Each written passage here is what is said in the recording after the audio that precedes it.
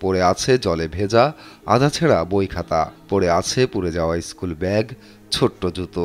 ক্ষুদে স্বপ্নবাজদের এ এক ছন্দপতন।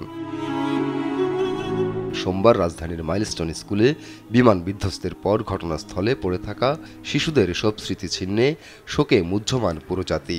ক্ষয়ে যাওয়া প্রাণগুলোর জন্য মঙ্গলবার দেশজুড়ে পালন হয় রাষ্ট্রীয় শোক।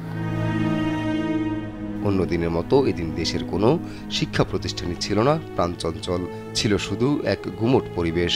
জাতীয় পতাকা রাখা হয় অর্ধনমিত, উড়ানো হয় শোক পতাকা, বুকে ধারণ করা হয় কালো ব্যাজ।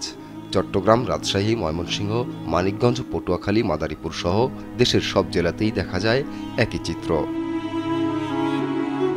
শুধু শিক্ষা প্রতিষ্ঠান নয়, দেশের সব সরকারি, আধা সরকারি, স্বায়ত্তশাসিত বেসরকারি প্রতিষ্ঠানেও পালন হয় শোক। রাজনৈতিক দলগুলোও শোক পালন করে। আমরা খুবই আসলে মর্মান্তিকভাবে দুঃখ প্রকাশ করছি। আমরা চাচ্ছি যে আসলে যারা বিচ্ছিন্নভাবে আহত হয়েছে তাদেরকে সরকারিভাবে কিংবা বিভিন্ন প্রতিষ্ঠান যারা তাদের পাশে যিনি বারবার এগিয়ে আসতে পারে। এই ধরনের দুর্ঘটনার জন্য পুনরাবৃত্তি আর বাংলাদেশে না ঘটে। অত্যন্ত সুপরিকল্পিতভাবে আমাদের দেশ চলতে হবে।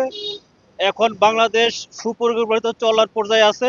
আমরা সরকারের কাছে অনুরোধ করব এই দেশটা যেন সুন্দরভাবে সুপরিকল্পিতভাবে চলে। মসজিদ, মন্দির সহ উপাসনালয়গুলোতে করা হয় বিশেষ প্রার্থনা। আপন অপু, নিউজ ডেস্ক, দেশ টিভি।